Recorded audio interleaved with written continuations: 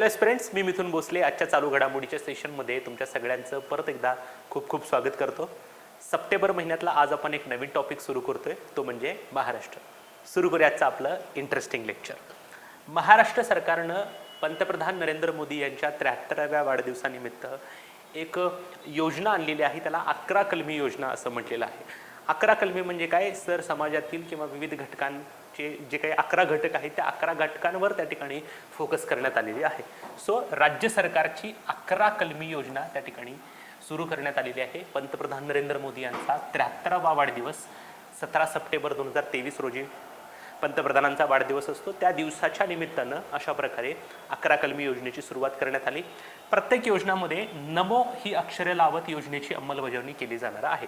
Okay, उदाहरण पण त्या ठिकाणी मी देणारच आहे. सो नमो म्हणजे नरेंद्र मोदी. कुठल्या कुठल्या आहेत बघा. नमो दिव्यांग शक्ती योजना, म्हणजे जे काही अपंग व्यक्ती आहेत त्यांच्या सशक्तीकरणासाठी काही योजना राबवल्या जातील. नमो कामगार कल्याण अभियान, म्हणजे कामगारांच्या कल्याणासाठी.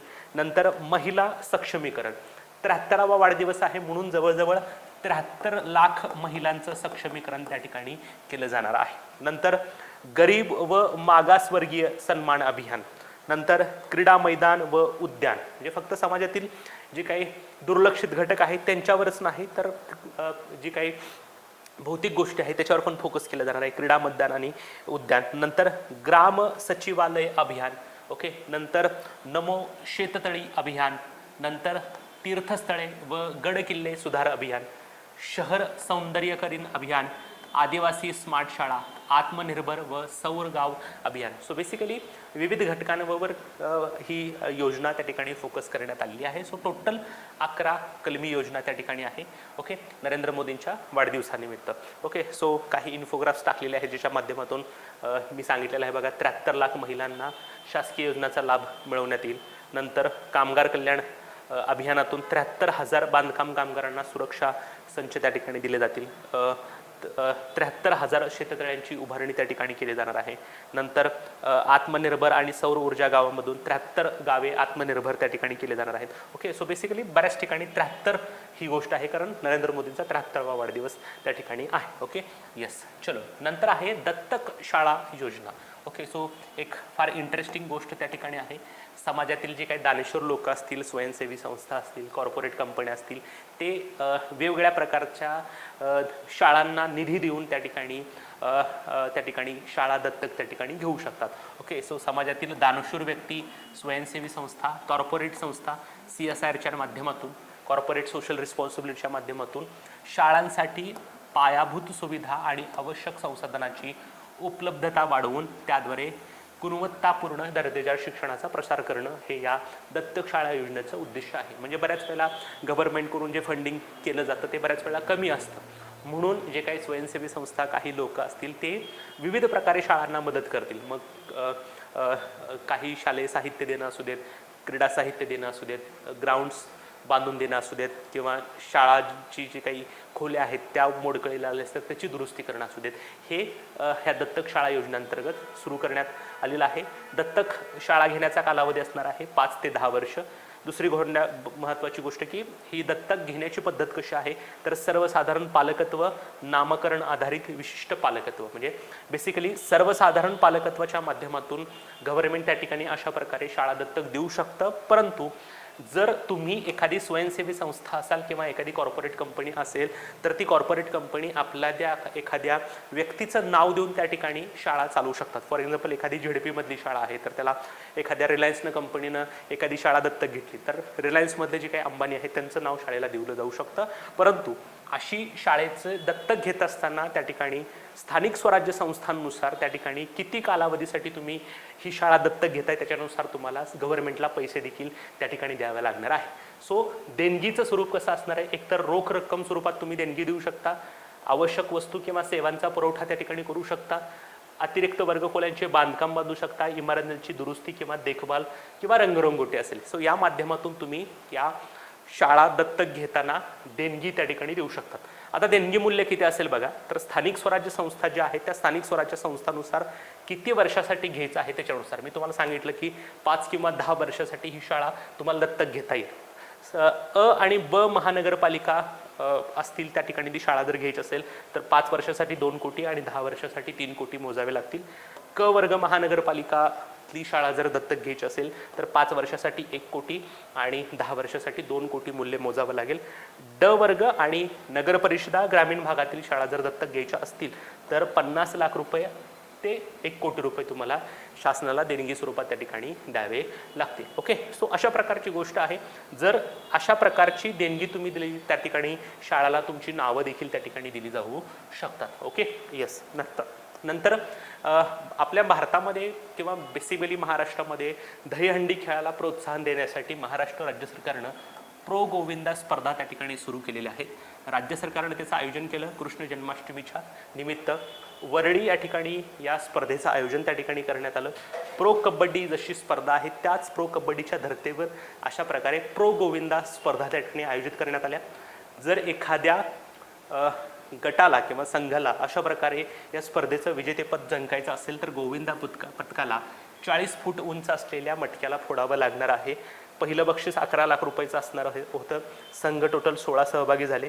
मॅटचा वापर करण्यात आला कारण बेसिकली जर वरून एखादा गोविंदा खाली पडला तर त्याला कुठल्याही प्रकारे इंजुरी होऊ नये म्हणून त्या ठिकाणी खाली मॅट टाकण्यात आलं होतं.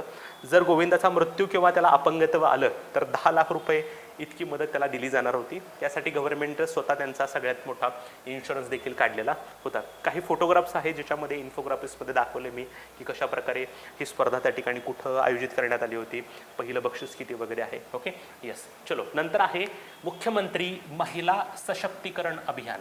सो बेसिकली महाराष्ट्र राज्य शासनाची योजना आहे. सो बेसिकली महिलांचं सक्षमीकरण करण्यात येणार आहे, परंतु हे सक्षमीकरण करत असताना बचत गटांचं सहाय्य केलं जाणार आहे. सो जे काही महिला बचत गट आहेत त्यांना विविध प्रकारचं सहाय्य त्या ठिकाणी आहे.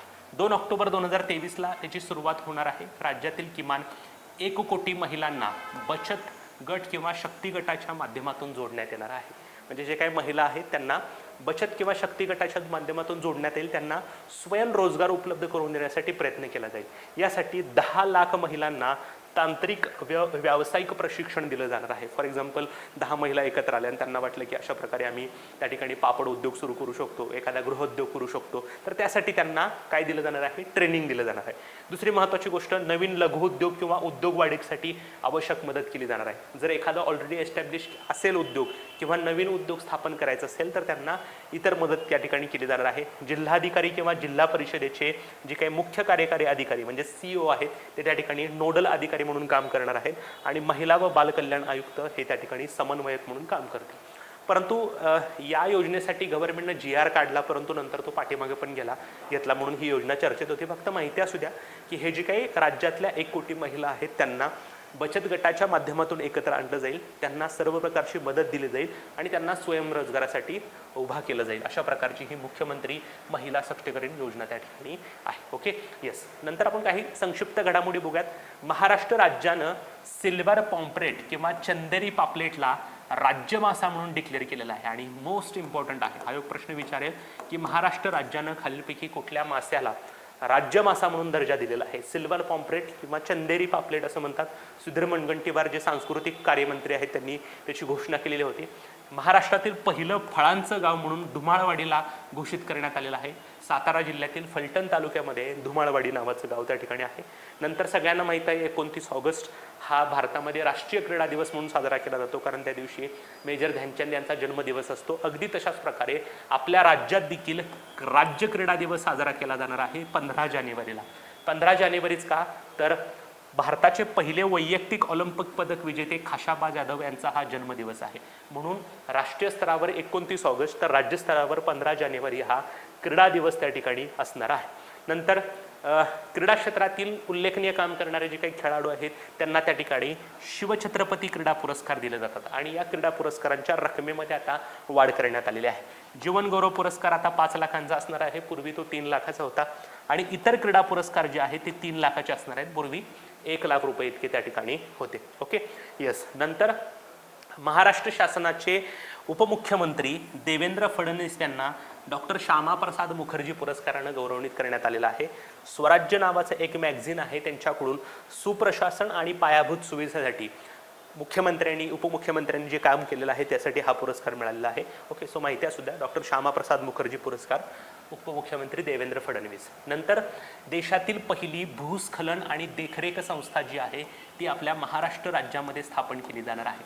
महाराष्ट्र राज्यामध्ये एक्झॅक्टली कुठल्या ठिकाणी हे अजून माहीत नाही आहे, परंतु फक्त एवढंच माहीत असू द्या, देशातली पहिली भूस्खलन आणि देखरेख संस्था म्हणजेच लँडस्लाईड अँड मॉनिटरिंग इन्स्टिट्यूट. मोठ्या प्रकारे दरड कोसळण्याचे प्रकार आपल्या देशामध्ये महाराष्ट्रामध्ये होत असतात, त्याचं ऑब्झर्वेशन किंवा त्याच्याबद्दलचा रिसर्च या ठिकाणी केला जाणार आहे आणि अशा प्रकारची देशातली पहिली संस्था आपल्या महाराष्ट्रामध्ये असेल. नंतर महाराष्ट्र राज्यातल्या खेळाडूंनी जागतिक स्तरावर चांगल्या प्रकारची कामगिरी करावी म्हणून जपानच्या धर्तीवर महाराष्ट्रामध्ये ऑलिम्पिक भवन त्या ठिकाणी सुरू केलं जाणार आहे, जिथं जी काही क्रीडा खेळाडू आहेत त्यांना त्या ठिकाणी चांगलं ट्रेनिंग दिलं जाणार आहे. नंतर 43वे मराठा साहित्य संमेलन जे आहे ते गंगापूरमध्ये झालेलं आहे. गंगापूर हे औरंगाबाद किंवा संभाजीनगर जिल्ह्यामध्ये आहे. जगदीश कदम हे त्याचे अध्यक्ष त्या ठिकाणी होते. ओके, नंतर अहमदनगरमधली स्नेहालय नावाची एक शाळा आहे, त्या स्नेहालय शाळेला एक पुरस्कार मिळालेला आहे. तो पुरस्कार म्हणजे जगातील सर्वोत्कृष्ट पहिल्या 3 शाळांमध्ये तिचा समावेश करण्यात आलेला आहे. ओके, T4 नावाची एक संस्था आहे, त्या संस्थेने प्रतिकूलतेवर मात या कॅटेगरीमध्ये स्नेहालयचा समावेश त्या ठिकाणी केलेला आहे. सगळ्यांना माहीत आहे 17 सप्टेंबर हा दिवस मराठवाडा मुक्ती संग्राम म्हणून साजरा केला जातो आणि याच निमित्तानं महाराष्ट्र सरकारनं मराठवाड्यासाठी 46,579 कोटी रुपयांचं पॅकेज जे आहे ते रिलीज केलेले आहे, ज्याच्या माध्यमातून मराठवाड्यामध्ये वेगवेगळे प्रकल्प त्या ठिकाणी राबवण्यात येतील. ओके, नंतर ज्या काही पश्चिम वाहिनी नद्या आहेत त्या पश्चिम वाहिन्या नद्यांचं पाणी समुद्रामध्ये वाहून जातं आणि समुद्रात वाहून जाणारं जवळजवळ 22.9 अब्ज घनफूट पाणी जे आहे ते दुष्काळग्रस्त मराठवाड्याकडे वळवण्यात येणार आहे आणि ह्यासाठी 14,040 कोटी रुपयांची तरतूद करण्यात आलेली आहे. म्हणजे बेसिकली जे काही पश्चिम वाहिनी नद्या कोकणामधल्या आहेत त्यातले सगळं पाणी जे आहे जे वाहून जातं समुद्रामध्ये, ज्याचा उपयोग काय होत नाही, ते सगळं पाणी दुष्काळग्रस्त मराठवाड्याकडे वळवण्यात येणार आहे. नंतर महाराष्ट्र राज्यामध्ये क्रीडा विद्यापीठ छत्रपती संभाजीनगरमध्ये स्थापन केलं जाणार आहे. फिरती भ्रूण प्रत्यारोपण प्रयोगशाळा जी आहे ती छत्रपती संभाजीनगरमध्ये असणार आहे. नंतर शेतीमध्ये ड्रोनचा वापर करण्यासाठी महाराष्ट्र राज्य सरकारनं मारुत ड्रोन कंपनीसोबत करार केलेला आहे, कारण अलीकडं शेतकरी कीटकनाशक फवारणी करण्यासाठी मोठ्या प्रमाणात ड्रोनचा वापर करतात. हा ड्रोनचा वापर आणखीन वाढावा म्हणून राज्य सरकारनं मारुत नावाच्या ड्रोन कंपनीसोबत करार केलेला आहे. नंतर राज्यामध्ये फुटबॉलचा दर्जा वाढावा म्हणून महाराष्ट्र सरकारनं एका आंतरराष्ट्रीय फुटबॉल लीगसोबत करार केलेला आहे, तिचं नाव आहे बुंडेसलीगा. बुंडेसलीगा ही एक जर्मन व्यावसायिक फुटबॉल लीग आहे. फुटबॉल लीग म्हणजे कसं आपल्याकडे जसं IPL आहे तसंच त्यांच्याकडे फुटबॉल लीग आहे, तिचं नाव आहे बुंडेसलीगा. ओके, आणि ही कुठली आहे, जर्मनीची आहे आणि ह्या जर्मनीच्या सोबत महाराष्ट्र सरकारनं करार केलेला आहे. झिका नावाचा जो विषाणू आहे त्याचा रुग्ण आपल्या मुंबईमध्ये त्या ठिकाणी सापडलेला होता. नंतर मुंबई पोलिसांनी एक मोहीम राबवली, त्याचं नाव आहे ऑपरेशन मुस्कान. लक्षात ठेवा, प्रश्न विचारला जाऊ शकतो. मुंबई पोलिसांनी ऑपरेशन मुस्कान राबवलेलं आहे, ज्याच्यामध्ये जी काही हरवलेली मुलं आहेत त्यांना शोधून काढलेलं आहे आणि त्यांचं पुनर्वसन त्या ठिकाणी केलेलं आहे. नंतर मुंबईमध्ये गिल्बर्ट हिल नावाची एक टेकडी आहे जी बेसाल्ट खडकापासून बनलेली आहे. जवळजवळ 200 फूट उंचीचा हा अखंड स्तंभ आहे, म्हणजे मोठा दगड त्या ठिकाणी आहे आणि तो बेसाल्ट खडकापासून बनलेला आहे. महाराष्ट्र राज्य सरकारनं असा एक प्रस्ताव मांडलेला आहे की बुर्ज खलिफाच्या धर्तीवर या गिल्बर्ट हिलला पर्यटन स्थळ म्हणून विकसित करण्यात यावं. सो आयोग प्रश्न विचारू शकतं की हे गिल्बर्ट हिल नावाचा जो काही प्रकार आहे तो कुठं आहे, मुंबईमध्ये त्या ठिकाणी आहे. नंतर 20 पेक्षा कमी पटसंख्या म्हणजे ज्या शाळेमध्ये वर्गामध्ये 20 पेक्षा कमी मुलं आहेत त्या शाळा बंद करून राज्यामध्ये क्लस्टर स्कूलची निर्मिती केली जाणार आहे. म्हणजे 3-4 शाळांची एकत्र करूनच एकच शाळा त्या ठिकाणी असेल. नंतर मुंबईचा आर्थिक विकासाची जबाबदारी आता नीती आयोगाकडे देण्यात आली आहे. नीती आयोग देशाची आर्थिक राजधानी मुंबईचा आर्थिक विकास कसा असेल याच्याबाबत आराखडा त्या ठिकाणी करणार आहे. सो हे थोडं चर्चेत होतं, सगळ्या वर्तमानपत्रामध्ये पहिल्या पातावर होती. सो आयोग प्रश्न विचारू शकतं की मुंबईच्या आर्थिक विकासाबाबतची जबाबदारी कोणत्या संस्थेकडे देण्यात आलेली आहे, तर नीती आयोग. Okay, yes. नेहमीप्रमाणे आपण आता क्विक रिव्हिजन करूया, बघू काय काय शिकलोय आपण पाठीमागच्या अर्धा पाऊण तासापासून. सगळ्यात पहिली गोष्ट बघितली की नरेंद्र मोदींच्या 73व्या वाढदिवसानिमित्त राज्य सरकारनं 11 कलमी योजना सुरू केलेल्या आहे, जिथं समाजातील वेगवेगळे घटक असतील त्यांच्यावर फोकस करण्यात आलेला आहे. दिव्यांग असतील, कामगार असतील, महिला असतील, गरीब असतील, क्रीडा मैदान असतील, ग्राम सचिवालय असेल, शेततळी असतील, गड किल्ले असतील, शहरांचं असेल, आदिवासी स्मार्ट शाळा असतील, गावांवरती फोकस करून त्या ठिकाणी ही योजना सुरू करण्यात आलेली आहे. 73 लाख महिलांना शासकीय योजनांचा लाभ मिळवून दिला जाणार आहे. 73 वन्स अगेन परत काय येते, 73वा वाढदिवस आहे म्हणून 73,000 बांधकाम करणाऱ्यांना सुरक्षा संच दिले जाणार आहेत. 73,000 शेततळ्यांची निर्मिती त्या ठिकाणी केली जाणार आहे. नंतर दत्तक शाळा योजना त्या ठिकाणी राज्य सरकारनं सुरू केलेलं आहे. इथं काय आहे तर स्वयंसेवी संस्था असतील किंवा कॉर्पोरेट एजन्सीज असतील किंवा दानशूर व्यक्ती असतील तर ते त्या ठिकाणी वेगवेगळ्या प्रकारे शाळांना मदत करू शकतात आणि त्या ठिकाणी ती शाळा दत्तक घेऊ शकतात आणि दत्तक घेण्याचा कालावधी 5 किंवा 10 वर्षाचा त्या ठिकाणी असेल. सो 2 प्रकारे दत्तक घेऊ शकतात. एक सर्वसाधारण पालकत्व किंवा नामकरण आधारित पालकत्व. म्हणजे काय तर एखादी शाळेला जर तुम्ही देणगी दिली तर त्या शाळेला तुम्ही तुमच्या संबंधित व्यक्तीचं नाव देऊ शकता. फॉर एक्झाम्पल अंबानीने एखादी शाळा दत्तक घेतली तर धीरूभाई अंबानीचं त्या शाळेला नाव दिलं जाऊ शकतं. त्यामुळे बरीच टीका त्या ठिकाणी केली होती. सो कुठल्या स्थानिक स्वराज्य संस्थांमध्ये किती वर्षासाठी तुम्ही शाळा घेताय त्याच्यानुसार तुम्हाला ही देणगी त्या ठिकाणी दिली जावी लागणार आहे. आणि वर्ग महानगरपालिकेमध्ये जर तुम्हाला 5 वर्षासाठी शाळा दत्तक घ्यायची असेल तर 2 कोटी, 10 वर्षासाठी 3 कोटी मोजावे लागतील. क वर्गासाठी 1 कोटी आणि 2 कोटी. ड वर्ग महानगरपालिका, नगर परिषदा आणि ग्रामीण भागासाठी 50 लाख आणि 1 कोटी रुपये त्या ठिकाणी असतील. ओके. नंतर प्रो कबड्डीच्या धर्तीवर महाराष्ट्र राज्यामध्ये प्रो गोविंदा स्पर्धेचं आयोजन करण्यात आलं. दहीहंडीला प्रोत्साहन देण्यासाठी 40 फूट उंच असलेल्या मटका फोडावा लागणार होता. 11 लाख रुपये पहिलं बक्षीस होतं. मॅटचा वापर करण्यात आला होता. 10 लाख रुपयांची मदत होती जर मृत्यू किंवा अपंगत्व आलं तर. ओके.